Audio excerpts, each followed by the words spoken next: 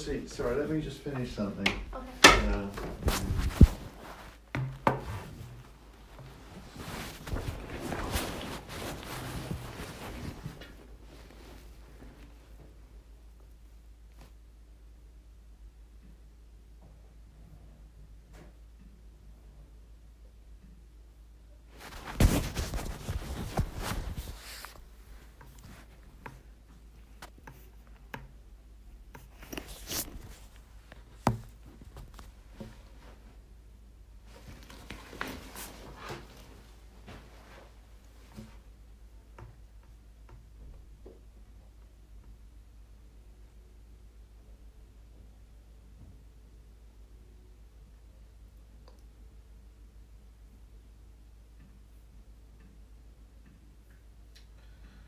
Okay, so how is it progressing? I read some literatures you gave me, Okay. especially the one about sapiens. About? Sapiens. Or S-A-P-I-E-N-S. Oh, Sapiens. Sapiens. Oh, yes, absolutely. The Marx, Harman and such. Okay, great. Last time you asked me what kind of software testing problem I'm going to solve. Yes. You said I can make software crash. Yep. I can look at time. Yep. And you said measuring the time of execution is simpler than other things, because it's very clear what is being measured. Yeah. If I choose to test the time, what kind of software do I need to test? Well, you have to. That's the other thing, is you then have to decide what software to test. If you want to do time testing, you shouldn't. You should only. I would suggest you apply it to software that's quite quick to execute, because if you use like a genetic algorithm, you'll want to. Every time you evaluate fitness, you have to execute software. And so if you take a minute to execute the software and you want to execute it 100,000 times, you have a problem. So software that's quick to execute. If this software requires to do something within a specified time, what I try to do is to maximize the execution try time. to make it go as slowly as you can. Oh. Yeah, absolutely. Normally slowly is what you don't want. And to see whether it exceeds this limit. So some limits, yes, absolutely. So in principle, the place this would work was first done was automotive, so cars industry.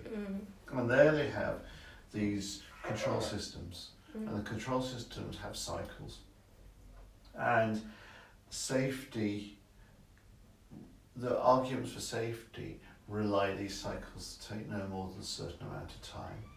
And a cycle will just execute this, then execute this, and then execute this. So they have to do this. So that's the first work that I know of. So I don't need to implement multiple objects like Sapien? No, not if you don't want to. If you just want to do time, then fine. If you want to do time and then later you want to add something, then it's multiple objectives. But I'm happy with just doing time. I just focus on one aspect. If you would like to, that would be okay. Do I need to minimize the length of test sequences? Not necessarily. And your input to one program may not be a sequence. It may be just an input, a single input. And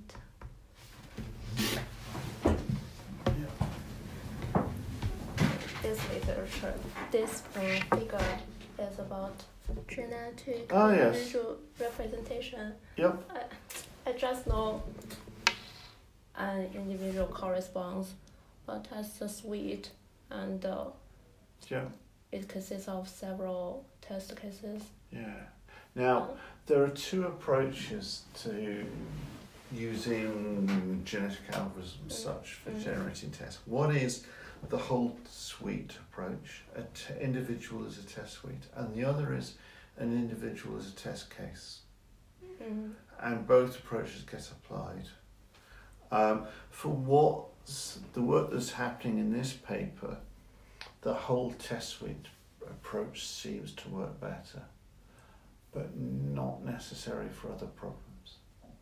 So if you're interested in maximising execution time, it's not a test suite, it's a test input. If you want to do coverage, then it's a coverage of a whole test set. So your individuals might just be individual test cases. You just aside, I just... So an individual for you might not be a test suite, it might be one test case. And there are these two approaches. And if you look at this area, initially, probably almost all the work took individual being one test case. And then it's been found that if you're trying to do co-coverage, then taking individual being a whole test suite tends to work better. But you're not doing coverage. So you might have an individual being a test case. I just know these terms. Actually, I don't know. I don't understand how they relate to software testing tool. So do you know genetic algorithms? Sorry? Genetic algorithms. Yeah. I read that literature, but I don't understand them. Okay, so simple idea. Okay, there are many things called meta-heuristics. Genetic algorithms is just one approach. And the idea is this. Okay, so you're trying to... Maybe you're trying to maximise a function. Max of f of x over x. So you're trying to find an x that maximises that. Let's suppose here your function is execution time. Okay, so that's the problem you're trying to solve. So people often call this search-based because you're searching for an input that maximises some function. And a genetic algorithm, basically, you start off with random set of individuals.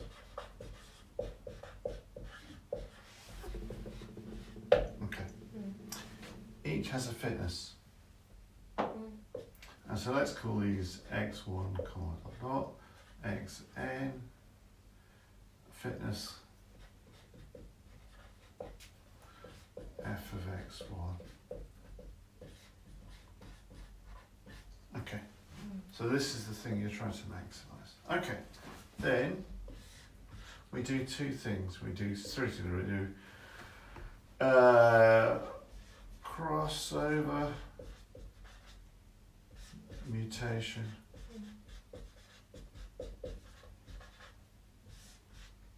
and then select population and then we have a terminate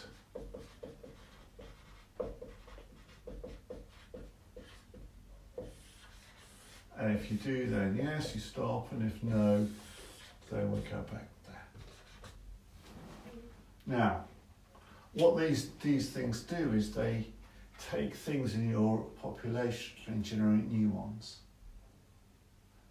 So you've got, say, 10 values or 130 values, say, and each has a fitness, and these operators take the ones you have and they produce new ones, new examples. You evaluate the fitness, and then if you keep going, you choose some other one. So what they vary is how you do these things. So, how do you do them? You probably need to read about genetic algorithms. Okay. Crossover. take two examples. Just pull out. So you pull out two examples. Typically,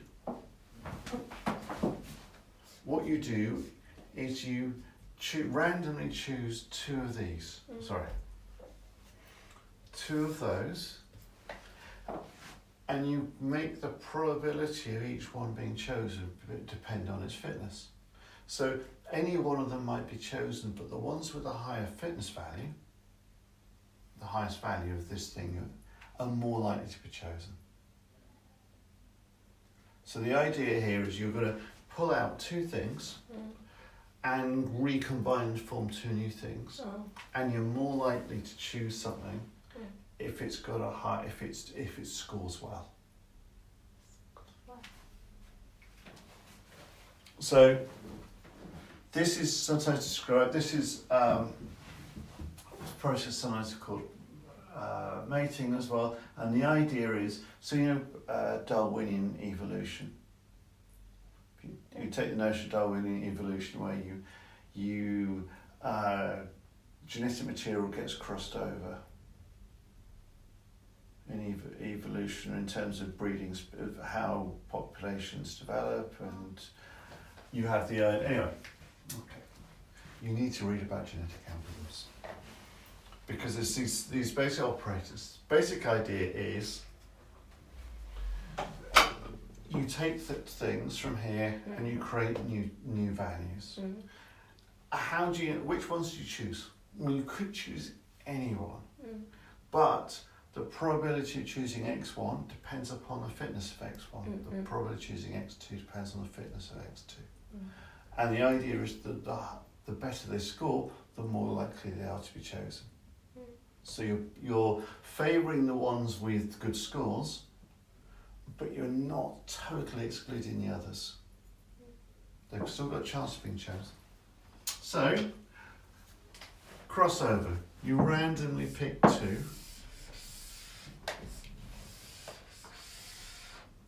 Of these, where it's, as I said, more likely, the ones with higher fitness are more likely chosen. And what is each one of these? Each one of these is a chromosome, it's a sequence of values. And you recombine these to produce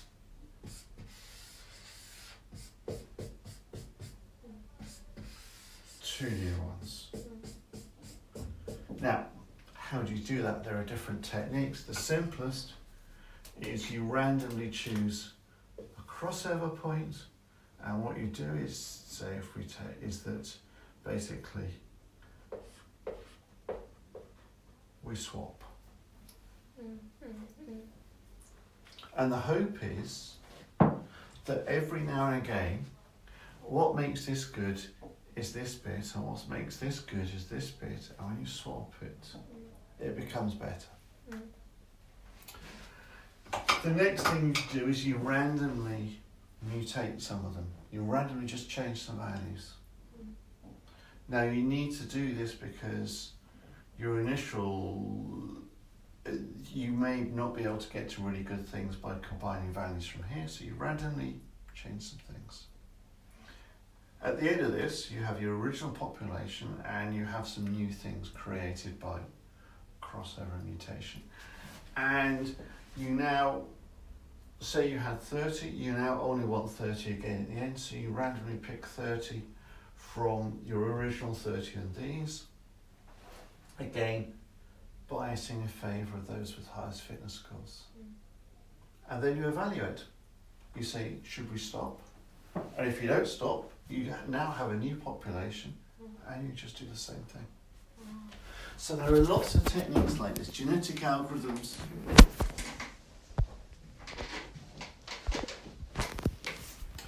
Genetic algorithms are very popular. They seem to work quite well at most problems. They're popular, but there are many other. And the nice thing about something like time is you know what your fitness function is. Your fitness function, you're just trying to maximise time.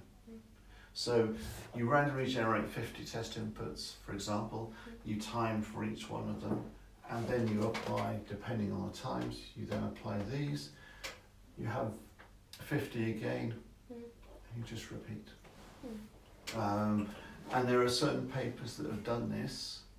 Have I given you any of the papers on time testing? Did I mention your arc and data?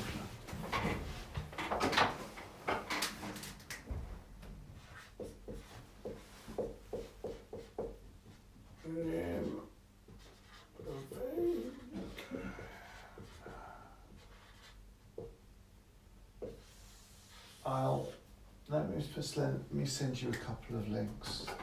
He was working at Daimler, who own Mercedes, and they were doing work on this a long time ago, and it worked really well. So let me see.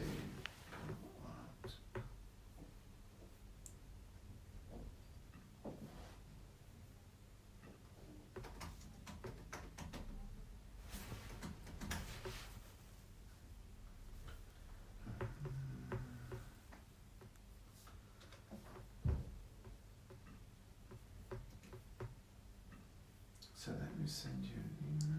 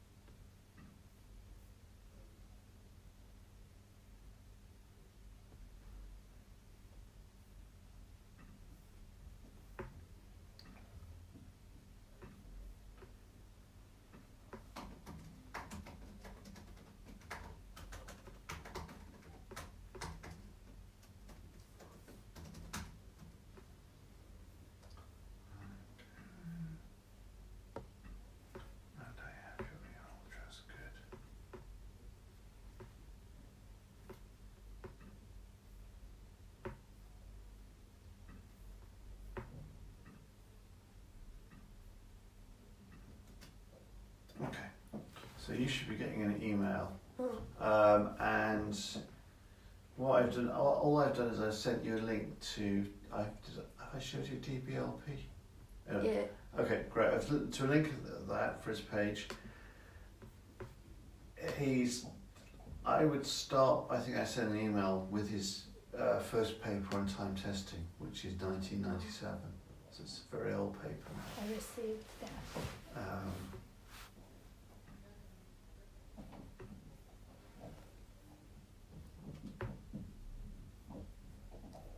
Is there anything I need to learn about math? Well, you'll need to know more about something like genetic algorithms. Look at his. I said I would. Let's have a look. It's a journal paper. And it's an early journal paper, so it's probably going to tell you all about genetic algorithms.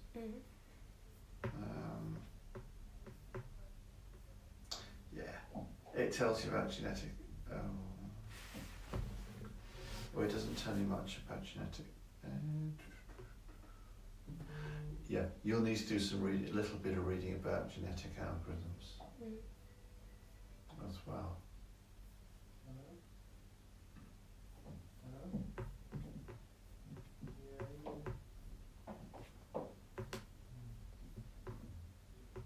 Oh, it's quite a short paper.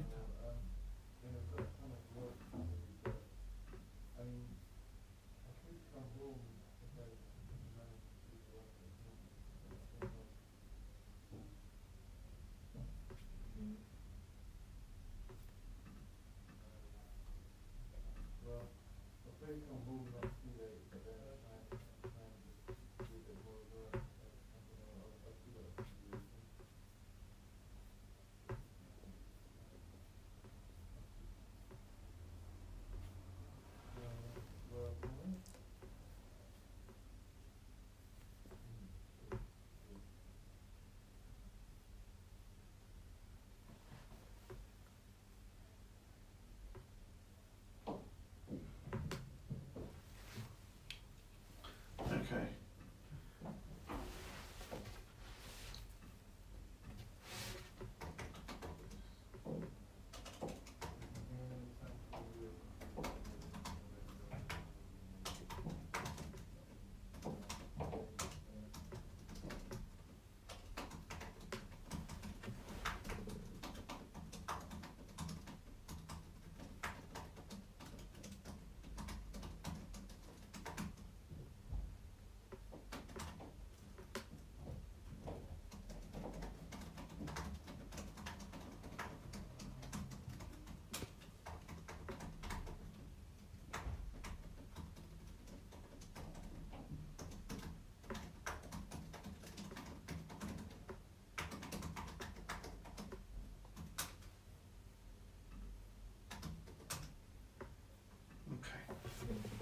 Okay, so there are some papers there that are relevant,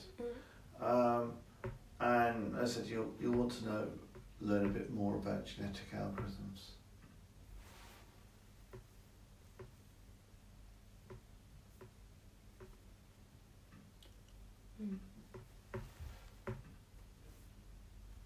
And Sapiens can perform multi-level instrumentation, including white box, grey box. Yeah, Sapiens does lots. It's really nice. So you could do something like that, but if the software I'm going to test is open source, I just need to use white box. So there are lots of choices. You could just use white box. You could do. I just need to choose one. But you could just use one, and using time is perfectly all right. Yeah. So Sapiens, you're not going to do something like Sapiens because it's too much. Yeah. Yes, but it's an example of it's nice.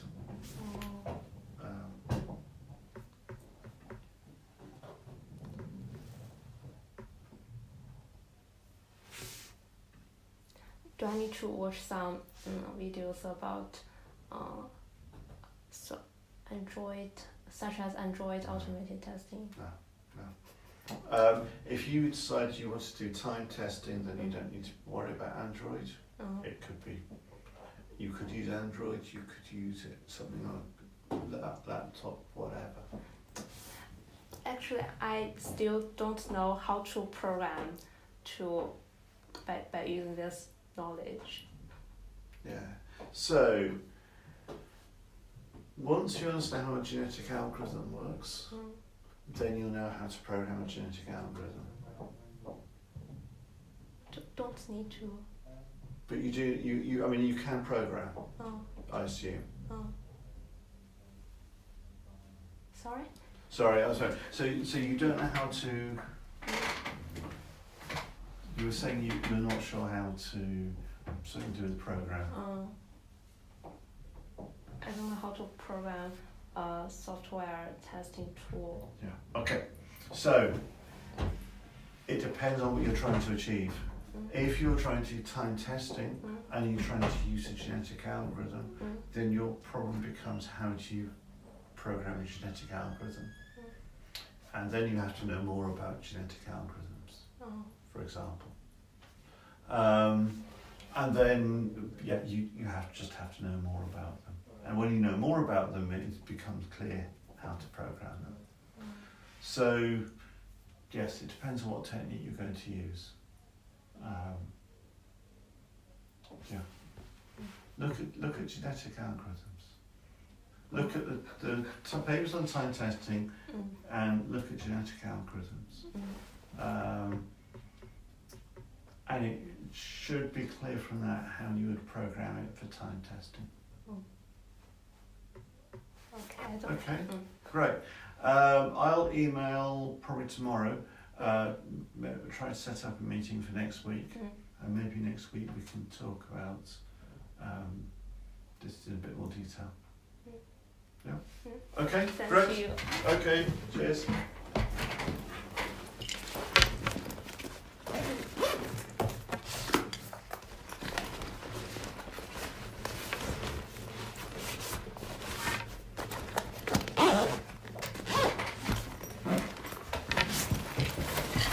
Excellent, cheers, my pleasure. And then it's okay. See you next week. See you.